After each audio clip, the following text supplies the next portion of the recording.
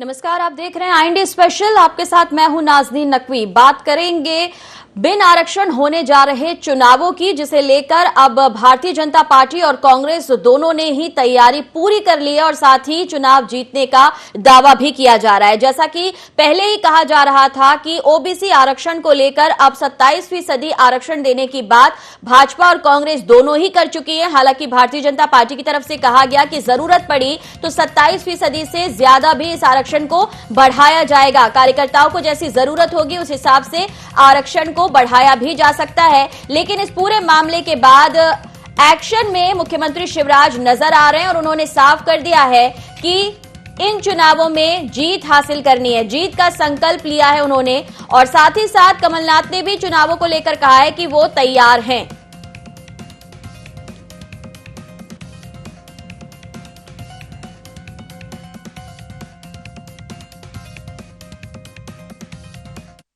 डरी तो कांग्रेस थी, जो चलते चुनाव को रुकवाने का पाप कांग्रेस ने किया। लेकिन हम लोगों की तैयारी पूरी हो गई थी, हम लोग तो मैदान में जा रहे थे। कांग्रेस पराजय के डर से चली गई कोर्ट और इतना बड़ा महापाप किया कि उसी के कारण ओबीसी का आरक्षण रुक गया और अंततः हम लोगों ने प्रयत्न किए कि ओबीसी के आरक्षण के साथ चुनाव हो और इसलिए वो एक स्टेज आई थी कि जिसमें चुनाव स्थगित हुए। लेकिन हमने ईमानदार प्रयास किया। मैं आपको टॉकिंग पॉइंट्स के रूप में ये चीजें कह रहा हूं। महाविजय के संकल्प के साथ शंखनाद प्रारंभ करें अध्यक्ष जी। पूरी तरह से हम तैयार हैं और विजयी होंगे। बहुत बहुत धन्यवाद। हम चुनाव की तैयारी में हैं। इसमें चुनाव के लिए हमारा वचन पत्र का मामला है। बहुत सारे ऐसे इशूज हैं जिन्होंने तो अपना केस सही पेश नहीं किया। अगर ट्रिपल टेस्ट वाला हो जाता तब तो ये स्थिति पैदा नहीं होती। सुप्रीम कोर्ट ने अपने ऑर्डर में लिखा है कि जो इन्होंने हमें डिटेल्स दी हैं ये अधूरी हैं। ये तो हर चीज से बचना चाहिए, आम जनता से बचना चाहिए। ये पहले हमारे पिछड़े वर्ग को तो आरक्षण दें। तो दोनों तरफ से जीत की बात कही जा रही है। साथ ही साथ आधार जो चुनावी कामों का बनेगा वो केंद्र और राज्य के काम होंगे, ये कहना सीएम शिवराज का। और साथ ही साथ कमलनाथ भी ये कह रहे हैं कि चुनावी तैयारी पूरी है और जो नहीं आरक्षण मिला है उसके लिए सरकार जिम्मेदार रही है, क्योंकि जो सही फैक्ट्स थे वो यहां पर कोर्ट में पेश नहीं किए गए और इस वजह से इस तरह के हालात बने। लेकिन अगर इन्हीं हालातों में बिना आरक्षण के चुनाव होते हैं तो क्या कुछ स्थितियां होंगी, सियासी दलों को इसका कैसा नफा और नुकसान होगा, इस पर बात करते हैं। संदीप मेरे साथ हैं। संदीप, तैयारी पूरी है और जीत का शंखनाद जो है वो सीएम शिवराज यहां करते हुए नजर आए आज। बिल्कुल नाज़नीन, इस बात में कोई शक नहीं। जिस तरह से आपने स्लोगन भी दिया है न दैन्यम न पलायनम, कहीं न कहीं मुख्यमंत्री शिवराज सिंह चौहान ने उसी के अकॉर्डिंग बात कही है और जीत का शंखनाद कर दिया है। उनकी बात से यह स्पष्ट है कि प्रदेश की सरकार और भारतीय जनता पार्टी अब चुनाव के लिए कमर कस चुकी है। आगे न्यायालय में क्या होगा ये तो भविष्य के गर्भ में है। सरकार तो फिलहाल कोशिश कर रही है कि वो अपना नोटिफिकेशन वहां पर दायर करे, लेकिन सरकार दूसरी पक्ष में तैयारियों में भी जुट चुकी है।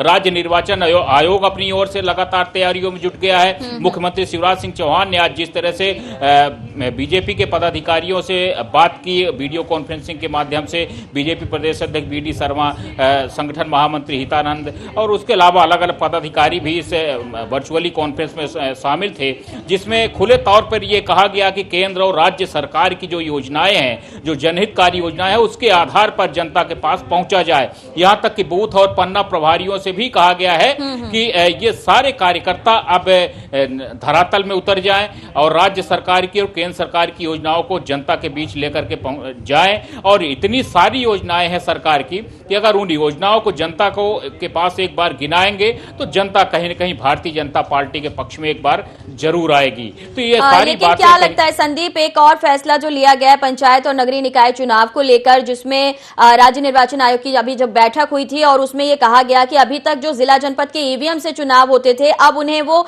मतपत्र के जरिए कराने जा रही है। तो क्या लगता है इस बदलाव से भी क्या चुनाव पर एक कुछ असर देखने को मिलेगा? देखिए, अगर हम इसके बदलाव की असर की बात करते हैं तो अब यहाँ पर फिलहाल शायद अब विवाद की स्थिति नहीं बनेगी। आमतौर पे आप देखती थी कि जब भी हार या जीत का फैसला होता था और खासकर अगर कांग्रेस का कहीं हार का सामना करना पड़ता था तो कांग्रेस पार्टी आमतौर पर ईवीएम पर सवाल खड़े करती थी और कहीं न कहीं शायद इन्हीं सब चीजों को देखते हुए ये फैसला किया गया है। कांग्रेस की ओर से पहले भी सवाल उठाए गए थे कि आखिरकार मतपत्र के माध्यम से क्यों नहीं कराई जाती वोटिंग, तो इन सब चीजों को शायद ध्यान में रखा गया है और यही कारण है कि अब मतपत्रों के माध्यम से ही यहाँ पर वोटिंग कराई जाएगी। हालांकि ये पंचायत स्तर पर है। अगर नगरीय निकाय स्तर पर अगर हम बात करें तो नगरीय निकाय स्तर पर ईवीएम का ही सहारा लिया जाएगा। तो फिलहाल यहाँ पर अब विवाद की स्थिति संभवतः नहीं दिखेगी। चलिए, लेकिन जो विवाद है वो आरक्षण ना मिल पाने को लेकर है। भले ही चुनावों की तरफ दोनों सियासी दल बढ़ रहे हों, लेकिन आरक्षण नहीं मिला और इसका जो ठीकरा है वो एक दूसरे पर सियासी दल फोड़ने की कोशिश कर रहे हैं, एक दूसरे पर आरोप लगा रहे हैं। हमारे साथ चेतन सिंह जुड़ गए हैं, बीजेपी का पक्ष रखेंगे। चेतन जी, बहुत स्वागत है आपका।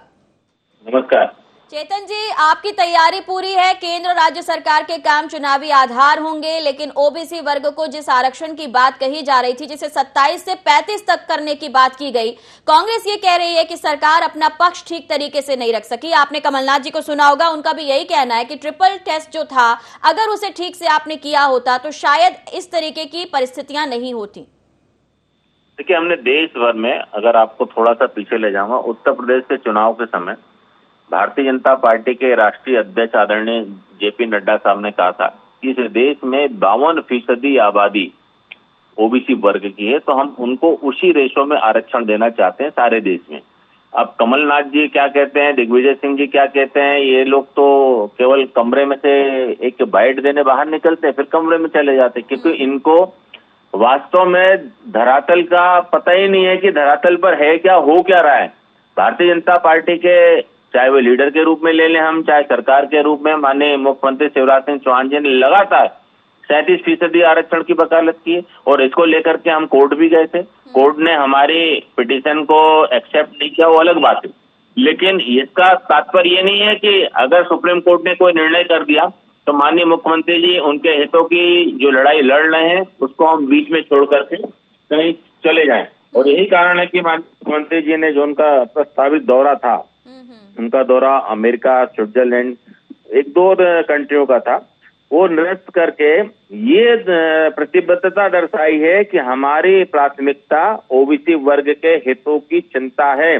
चेतन जी, कांग्रेस एक और सवाल पूछ रही है। कांग्रेस का ये कहना है कि जो आंकड़े रखे गए उसका वेरिफिकेशन किस तरीके से हुआ है, उसका आधार क्या रहा, क्योंकि कोर्ट ने भी आपने जो पेश किए आंकड़े वो एक्सेप्ट नहीं किए, इसलिए इस पर भी सवाल कांग्रेस उठा रही है कि किस तरीके से वो आंकड़े बने, कहां से आपने वेरीफाई कराए।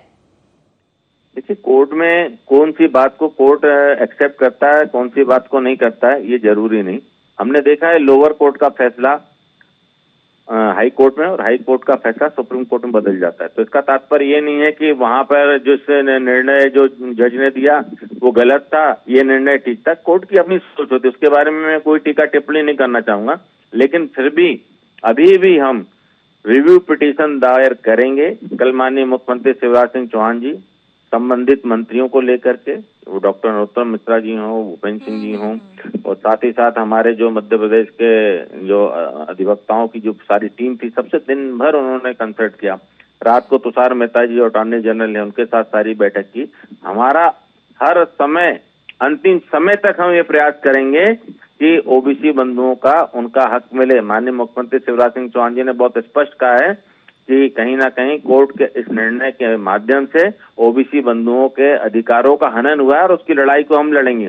कांग्रेस का एक लीडर क्यों नहीं कहता है कि इस लड़ाई में हम भी सम्मिलित हैं, हम भी चाहते हैं कि इनको 37% का आरक्षण मिले। आज भारतीय जनता पार्टी के प्रदेश के यशस्वी अध्यक्ष आदरणीय वी डी शर्मा जी ने कल रात को 3 बजे तक बैठक की, आज सुबह से लगे हैं, और अभी भी वी डी शर्मा जी भाई साहब का जो बयान है, आप देखिए उसको जरा, कि जो आरक्षण हमने दिया है, जो पैरवी हमने 37% आरक्षण को लेकर के एविडेंस के रूप में दी है, वो कहीं से भी, अब कोर्ट का आदेश है तो उसमें नहीं जाऊंगा, लेकिन हमारी तरफ से पूरी परिपक्वता के साथ, सारे एफिडेविट के साथ, सारे तथ्यों के साथ हमने कोर्ट के समक्ष रखा है किन बिंदुओं पर हम कोर्ट को इस बात के लिए राजी नहीं कर पाए या वो कोर्ट हमारी बात को स्वीकार नहीं कर पाए, ये अलग विषय है। लेकिन हमने जो चलिए, हमारी ठीक है, पार्टी में आपने एक बात कही है, मैं उसका जवाब ले लेती हूँ। कांग्रेस से हमारे साथ पवन पटेल जुड़ गए हैं। पवन पटेल जी, चेतन जी पूछ रहे हैं कि कांग्रेस क्यों नहीं साथ दे रही है, तो आप साथ हैं कि ओबीसी को आरक्षण मिले, 27% मिले, 35% मिले, और अगर इसके लिए सरकार कोशिश कर रही है, अगर वो रिव्यू पिटीशन की बात कर रही है, इस पूरे मामले को लेकर बहुत ज्यादा संजीदा दिख रही है, तो आप भी उनका साथ दीजिए। नहीं, हमने तो पहले भी कहा, हम तो हमेशा कहे हैं कि कांग्रेस बिना किसी छल कपट के अगर ओबीसी के लिए हक अधिकार दिलाने के लिए तैयार, तो हम उनके साथ हैं। ये चेतन जी बता ही नहीं पा रहे, चेतन जी निगल ही नहीं पा रहे, चेतन जी समझ में नहीं आ रहा है इनको क्या करें। अब अभी इन्होंने क्या बोला कि हमने पूरी जानकारी सही दी, मतलब कोर्ट गलत है, फिर बोले वो तो अलग विषय है। ये खुद ही क्या बोलते हैं क्या नहीं बोलते हैं, ये इनके समझ से परे है। ये अभी दोनों चीजें इन्होंने अभी खुद ने बोली कि कोर्ट या मतलब ये कोर्ट को चैलेंज कर रहे हैं कि ये ज्यादा सही है, कोर्ट गलत है। कोर्ट ने साफ साफ लिखा है कि ये जो दस्तावेज कोर्ट ने मांगा था, ये सिर्फ उस दस्तावेज का एक पुलिंदा है। उस दस्तावेज के आधार पर किसी तरह से कोई आरक्षण नहीं दिया जा सकता, कोर्ट के वक्तव्य हैं। आज ये बड़े 35% सिर्फ एक सेंटेंस, ये पूरे जब तक का इनका इतिहास है, इन्होंने बीपी सिंह सरकार को गिराया, जब तक का इनका इतिहास है, आज सिर्फ इनका एक कांग्रेस के पक्ष में एक सेंटेंस आया है कि हम 35% आरक्षण की मांग करते हैं। इस सेंटेंस के अलावा दूसरा महान काम किया इन्होंने ओबीसी के हित के लिए कि शिवराज सिंह चौहान ने अपनी विदेश यात्रा खत्म कर दी। इसके अलावा कुछ गिना दें कि इन्होंने ओबीसी के लिए क्या किया है। बात करते हैं, हमारा कांग्रेस का इतिहास रहा, हमने नगरीय निकाय, ग्राम पंचायत, हर जगह आरक्षण दिया। अब ये बता दें कि हम कितना आरक्षण दिए हैं, तो उन्हें जब ये इनका जवाब नहीं देंगे चेतन जी कि जब 15 साल तक शिवराज सिंह चौहान थे, ओबीसी के मुख्यमंत्री थे, तब इन्होंने ओबीसी को आरक्षण क्यों नहीं दिया, इसका जवाब नहीं दे पाएंगे, पूछिए इनसे। हम तो कांग्रेस, हमने तो हमेशा कहा है कि हम कांग्रेस इस देश हित में, ओबीसी के हित में, वंचित समाज के हित में, अगर भारतीय जनता पार्टी बिना किसी लाग लपेट के, बिना किसी सत्ता की भूख के चेतन जी इसका जवाब देंगे, उसके लिए मैं उनका रुख करूंगी। लेकिन हमारे साथ वरिष्ठ पत्रकार देवदत्त दुबे जी भी जुड़े हुए हैं। देवदत्त जी, आपने दोनों पक्षों को सुन लिया है। जो माहौल चल रहा है इस वक्त प्रदेश में ओबीसी आरक्षण पर आए फैसले के बाद, क्या लग रहा है आपको, इसमें ओबीसी वर्ग का हित ज्यादा देखा जा रहा है या फिर सियासी दल अपना हित भी देख रहे हैं? क्योंकि जिस तरीके से आरक्षण ना मिलने का फैसला आया और इसके बाद चुनाव के लिए भी अब तैयारियां तेज हो गई हैं, सियासी दलों की धड़कनें बढ़ी हुई हैं इस वक्त। देखिए, बहुत बड़े वोट बैंक को प्रभावित करने के लिए दोनों ही दल ये दावा कर रहे हैं कि वो उस वर्ग के, पिछड़े वर्ग के सबसे बड़े हितैषी हैं। लेकिन अब चुनाव होने जा रहे हैं जो, उसमें पिछड़े वर्ग को जो आरक्षण में चुनाव हो रहे थे वो भी नहीं मिलेगा। तो दोनों दलों के प्रयासों के बावजूद ओबीसी को आरक्षण तो अभी नहीं मिल पा रहा है, क्योंकि कोर्ट ने साफ साफ उसमें कह दिया है कि बिना आरक्षण के ही आप चुनाव कराइए। तो मुझे लगता है कि अभी ये सियासी घमासान चलेगा। और आप देख रहे हैं कि नानी जी की कल दोनों दलों के नेताओं ने कहा कि हम 27% टिकट देंगे। कांग्रेस ने कहा था, बीजेपी ने कहा कि हम 27% से ज्यादा देंगे। बिल्कुल जी। लेकिन आज जो वर्तमान में पिछड़े वर्ग के प्रतिनिधि हैं विभिन्न पदों पर, वो तो 36 और 37% पे हैं चुने हुए। तो इनके यदि 27% टिकट देने का भी नहीं भी दे रहे थे, तब भी वो चुन के आ रहे थे। तो मुझे लगता है कि ये अभी सियासत इसमें और गर्म आएगी, क्योंकि जिन मुद्दों को लेकर यदि ये बताओ दोनों दल चाह रहे कि ऐसा हो जाए, फिर उसके बाद भी नहीं हो पा रहा, तो कहीं ना कहीं इसमें सियासी पैच है और कहीं ना कहीं चूक हुई है दलों से। जब जो सरकार में रहा वो इसको कोई भी पूरी तरह से परवान नहीं चढ़ा पाया। और दोनों दलों के जब तर्क सुनते हैं हम, तो लगता है ये भी सही, ये भी सही। उन्होंने 27% किया, अभी 35% के लिए दस्तावेज दिए, लेकिन जब तक कोर्ट संतुष्ट नहीं हो जाता और दल थोड़ा सा एक बार ये सोच लें कि हम सियासी नजरिए की बजाय एक सामाजिक, व्यवहारिक, एक मानवीय आधार को दृष्टिकोण रखें और चुनाव नहीं, बिल्कुल ठीक कहा आपने कि अभी चुनाव तो होंगे ही, और साथ ही कोर्ट को तो सियासी दल अपने अपने समय में संतुष्ट नहीं कर पाए। लेकिन अब जब चुनाव होंगे उसके बाद ओबीसी वर्ग कितना संतुष्ट होता है, इससे जुड़े हुए जो लोग हैं, जो काम कर रहे हैं, वो कितने संतुष्ट होते हैं, ये पूरा वर्ग कितना संतुष्ट होता है, ये भी एक बड़ा सवाल है। चेतन जी, आपसे कुछ सवाल पवन जी ने पूछे हैं, अगर आप जवाब देना चाहें। देखिए, कांग्रेस के पास केवल देश और देश की जनता को गुमराह करने को छोड़कर कोई ऑप्शन है नहीं। इस देश में 50% महिला बहनों का आरक्षण देने का काम हमारी सरकार ने किया है। इस देश में पार्लियामेंट में आप उठा करके देखिए इतिहास कि 50% महिलाओं के आरक्षण की 33% की, बल्कि उसका विरोध करने वाले कौन लोग थे? ये सब यही लोग थे, इनकी पार्टी थी, समाजवादी पार्टियों के साथ इनका गठबंधन था। ये लोग किसी भी वर्ग को आगे जाते हुए, स्टेब्लिश होते हुए नहीं देख सकते। भारतीय जनता पार्टी ओबीसी बंधुओं के अधिकारों को लेकर के उनको आगे लाने के लिए राजनीति, समाज में जो असमानता, उस असमानता को खत्म करने के लिए कटिबद्ध है, प्रतिबद्ध है। और उसके लिए जो भारतीय जनता पार्टी के राष्ट्रीय अध्यक्ष जी ने जो आह्वान किया है उसको हम सारे देश में लागू करने वाले हैं। आरक्षण मिले नहीं मिले, लेकिन पार्टी ने नीतिगत रूप से जितना आरक्षण तय किया है उतना आरक्षण हम, चाहे नगरीय निकाय का हो चाहे पंचायत का हो, वो दोनों ही स्थानों पर हम देने वाले हैं। लेकिन आज सवाल इस बात का नहीं है, आज सवाल इस बात का है कि क्या केवल झूठी बातों को लेकर के, छोटे वादों को लेकर के जो लोग इस तरह की बात कर रहे हैं, जो 27% की बात करते थे वो 27% आरक्षण तो लागू नहीं कर पाए। 16 महीने इनकी सरकार थी, तब क्या ये लोग सोते रहते? डिसीजन लिया बीजेपी ने तब तो कांग्रेस ये भी कह रही थी, क्योंकि कल भी हम इस मुद्दे पर थे, कांग्रेस की तरफ से कहा जा रहा था कि इस बार कांग्रेस ने जो किया उसकी नकल भाजपा ने कर ली। देखिए, भारतीय जनता पार्टी को कांग्रेस की नकल करने की जरूरत नहीं है, और अगर आपको लगता है कि भारतीय जनता पार्टी कांग्रेस की नकल कर रही है तो भारतीय जनता पार्टी का भी वही असर हुआ होता जो कांग्रेस का हुआ है। तो हमारे और उनके बीच में विचार से लेकर के व्यवहार तक दोनों में जमीन और आसमान का अंतर है। धाराएं अलग हो सकती हैं, दिशाएं अलग हो सकती हैं, और दिशाओं का एक साथ मिलन नहीं हो सकता है। आप इनसे कहिए कि आप उठा करके माननीय नरेंद्र मोदी जी जो हमारे देश के यशस्वी प्रधानमंत्री हैं, उन्होंने पिछड़े वर्ग के आयोग को संवैधानिक दर्जा दिया कि नहीं दिया?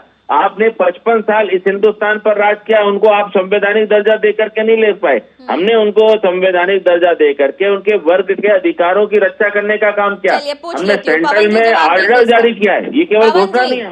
पवन जी सुन पा रहे हैं? चलिए कोशिश करेंगे कि पवन जी से वापस हम जुड़ सके। लेकिन दुबे सर, क्या लग रहा है, अभी अधिकारों की बात हो रही है, अगला पिछला पूरा हिसाब और इतिहास जनता के सामने रखा जा रहा है कि किसने कितना काम किया है, लेकिन फिलहाल बात वर्तमान की होगी। और क्या आपको लगता है कि वर्तमान सरकार की जिम्मेदारी ज्यादा इस वक्त थी और जो नहीं हो पाया है उसके लिए जनता भी उनकी तरफ देखेगी और सवाल भी पूछेगी? दुबे जी, ये देखिए, जनता है, जनार्दन है, वो सब ऑब्जर्वेशन करती है, मूल्यांकन करती है एक एक बात का, एक एक गतिविधि का, और वो अपने समय पर जवाब देती है। आज जनता का जवाब देने का तरीका बदल गया है। पहले वो अपने आंदोलन करती थी, आमरण अनशन चलते थे, अब सोशल मीडिया पे या तो भड़ास निकालती है या फिर चुनाव के दिन। बाकी जगह सब किसी को फुर्सत नहीं है, इसकी व्यस्तताएं हो गई सबकी। कि मुझे लगता है कि सूचना का तंत्र भी बहुत विस्तार हो गया है और सबके पास सभी प्रकार की सूचनाएं हैं। तो ये अब जागरूकता है, तब अब वैसे ही लहर नहीं चलती है, वैसा नहीं होता। अब मुद्दों पे आधारित, जनप्रतिनिधि प्रत्याशी पे आधारित, राष्ट्रीय नेतृत्व पर आधारित, दल के आधार पर ऐसी वोटिंग होती है। आप देखें, जातिवाद पे भी जो दल पनपे उनके क्या हश्र हुए, आप देखें मायावती का क्या हश्र हुआ, और अगले 2-4 सालों में और इन जातिवादी उसका हश्र होगा। क्योंकि अब नई पीढ़ी है, वो एक मानवीय पक्ष को लेकर चलती है, विकास को लेकर चलती है, एक प्रखरता को लेकर चलती है। और अब वो दिन लद गए कि जब कोई एक नारा, एक नेता कोई ऐसा वो कर देता था, चुनाव जिता देता था। तो किसी से पहले तो गांव में आपको जी, आपने ठीक कहा कि अब जनरेशन बदल गई है और इस हिसाब से जो हम बात करें युवाओं की, उनकी सोच अलग है, उन्हें रोजगार से मतलब है। और अभी जो मुद्दे चल रहे हैं, क्या यही वजह है कि कांग्रेस इस मुद्दे के साथ साथ दूसरे मुद्दों पर भी अपना ध्यान लगाए हुए, चाहे वो महंगाई की बात हो, बेरोजगारी की बात हो, इस पर भी कांग्रेस अपने कार्यकर्ताओं को एक्टिव करे हुए? कांग्रेस ने आज प्रदर्शन किया है बेरोजगारी के मुद्दे पर, और कोई भी दल, कांग्रेस ही क्या, जो समग्र जो मानवीय समस्याएं हैं उनके समाधान के लिए प्रयास नहीं करेगी। विपक्ष में है तो आंदोलन नहीं करेगी और सत्ता में है तो समाधान नहीं करेगी, उसका हश्र बुरा होने वाला है। अब धर्म के और जाति के आधार पर चुनाव नहीं जीते जाएंगे। अब तो केवल एक अच्छी स्पष्ट सोच, साफ नियत, प्रखर नेतृत्व, कुछ ऐसी विशेषताएं लाना पड़ेंगी सभी को जिनके आधार पर चुनाव जीता जा सकेगा। क्योंकि नई पीढ़ी बहुत समझदार, व्यवहारिक और वैसी रूढ़िवादी नहीं है। अब वो अलग तरह की पीढ़ी है जो तमाम तरह की चीजें सर्च करके। बिल्कुल, ओबीसी आरक्षण का मुद्दा भले इस वक्त प्रदेश की सियासत में गरमाया हुआ है। संदीप मेरे साथ हैं, लेकिन संदीप, अगर देखा जाए दूसरे ज्वलंत मुद्दों को भी बराबर तरजीह दे रही है कांग्रेस। जिस तरीके से महंगाई, बेरोजगारी पर एक्टिव नजर आ रही है, एक पद छोड़ने के बाद अगर देखा जाए तो संगठन को एकजुट करने के लिए लगातार कमलनाथ एक्टिव दिख रहे हैं, और ये भी उनका कहना है कि वो आगामी चुनावों के लिए भी अभी से तैयार कर रहे हैं वचन पत्र, और साथ ही साथ उनकी जो तैयारी है वो आगामी 2023 के लिए भी दिख रही है। तो अभी जो करंट में मुद्दा चल रहा है उस पर भी नजर है, और साथ साथ कांग्रेस आगे का भविष्य का भी देखकर चल रही है। संदीप, कांग्रेस पार्टी के पास समय है। कांग्रेस पार्टी इस बार पूरी तैयारी के साथ चुनाव में आना चाहती है, और कांग्रेस कोई भी कमी इस बार नहीं छोड़ना चाहती है। और यही कारण है कि आपने देखा कि वचन पत्र की समिति का भी गठन समय से पहले किया गया। आज पहली बैठक भी आयोजित की गई थी, और जितने भी इस समय पर ज्वलंत मुद्दे हैं, एक दौर हुआ करता था जब सड़क, बिजली, पानी मुद्दा हुआ करता था, लेकिन आज वो दौर कहीं न कहीं अब वो मुद्दे खत्म हो चुके हैं। लेकिन अब नए मुद्दे सामने आ चुके हैं। जिस तरह से महंगाई, बेरोजगारी की बात आपने कही, तो सबसे बड़ा मुद्दा इस समय पर यही है, क्योंकि प्रदेश में बड़ी लंबी खेप है, कहीं न कहीं युवाओं की एक बड़ी लंबी तादाद है जो कहीं न कहीं नौकरी की बाट जोह रहे हैं। उसके अलावा अगर हम बात करें तो महंगाई सबसे बड़ा मुद्दा है। आय के स्रोत लोगों के बढ़े नहीं है, लेकिन महंगाई दिनों दिन बढ़ती चली जा रही है, और यही कारण है कि कांग्रेस पार्टी उसका लाभ उठाना चाहती है। और मुद्दा है भी, क्योंकि जब महंगाई है तो राजनीतिक पार्टी है, मुद्दा उसको बनाएगी, क्योंकि जो दुखती रग जिसको कहते हैं, दुखती रग है, उस पे हाथ जरूर रखना चाहेगी कांग्रेस और फायदा उठाना चाहेगी। अब दिलचस्प यही है कि भारतीय जनता पार्टी इन मुद्दों पर किस तरह से काउंटर करती है मुद्दों का, और किस तरह से कांग्रेस पार्टी इनका लाभ उठाती है। बिल्कुल, कांग्रेस पार्टी फायदा लेने का कोशिश करेगी। संदीप, शुक्रिया हमारे साथ जुड़ने के लिए। लेकिन चेतन साहब, भारतीय जनता पार्टी किस तरीके से अपनी स्ट्रैटेजी तैयार कर रही है? लगातार आपकी तरफ भी बैठकें हो रही थी, महंगाई, बेरोजगारी का मुद्दा भी कांग्रेस उठा रही है, और साथ ही साथ ओबीसी आरक्षण को लेकर भी काफी एक्टिव है, और सीधा आरोप जो है वो सरकार पर लगा रही है। कांग्रेस अपने गिरेबान में झांके ना। माननीय प्रधानमंत्री जी ने इस देश के अनेक राज्यों के मुख्यमंत्रियों से आग्रह किया था ना कि पेट्रोल डीजल पर वैट की दर को कम करें। क्या कारण है कि कांग्रेस की जहां जहां सरकारें थी, डीजल, पेट्रोल, गैस पे इन्होंने वैट की दरें कम नहीं की। घड़ियाली आंसू बहाने से कुछ नहीं होगा। यह देश और प्रदेश दोनों की जनता बहुत अच्छे से समझती है। फिलहाल जिस प्रकार की महंगाई की बात जो आप कर रही हैं और ये सारा देश कर रहा है, और सारे देश को ये भी पता है कि इस महंगाई के पीछे कौन कौन से वो कारण है, क्या क्या वजह हैं।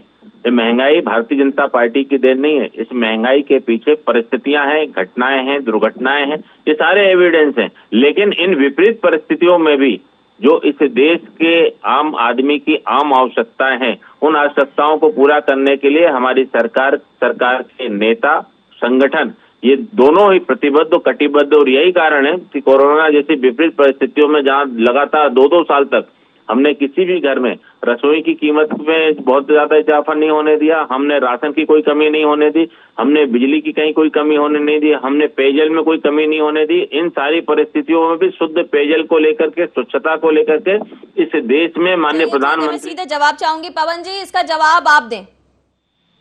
इसका जवाब ये तो हम तो पूरा न्यूज चैनल को सब कोई झुठला रहे हैं। जितने न्यूज चैनल में देखते थे रोज भूखे मर रहे हैं, कम से कम 400-500 लोगों को हमारी टीम ने खाना खिलाया। ये बतौलीबाजी में तो इंटरनेशनली अवार्ड मिला हुआ है भारतीय जनता पार्टी के नेताओं को। ये करने में कुछ नहीं है।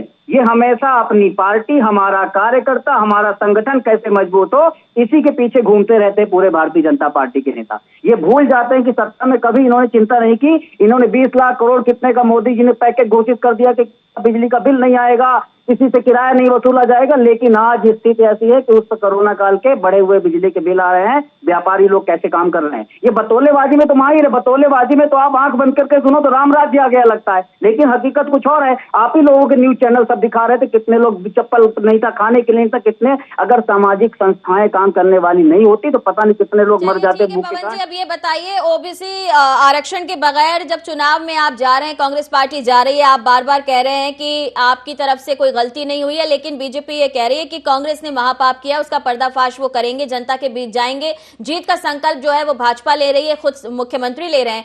ऐसे में अब आपकी तैयारी कैसी है और जनता आपके साथ आएगी, ओबीसी वर्ग आपका साथ देगा? देखिए, ओबीसी वर्ग अब जाग चुका है। ओबीसी वर्ग साथ देने का सवाल ही, ओबीसी वर्ग जानते हैं कि हमारा इतिहास क्या है, हमें किसने दिया है और किसने बोला है।